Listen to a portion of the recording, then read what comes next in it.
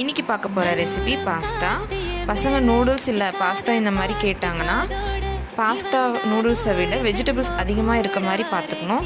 அந்த மாதிரி இருந்தால் கொஞ்சம் ஹெல்த்தியாகவும் சாப்பிட்ட மாதிரி ஃபீல் வந்து அவங்களுக்கும் இருக்கும், நமக்கும் ஹெல்த்தியாக செஞ்சு கொடுத்த மாதிரி இருக்கும். பாஸ்தாவை தண்ணியில் கொஞ்சம் நேரம் வேக வச்சு எடுத்தாச்சு. 3 முட்டையை உப்பு மிளகுத்தூள் போட்டு ஸ்க்ராம்பிள் பண்ணி எடுத்து வச்சிட்டேன்.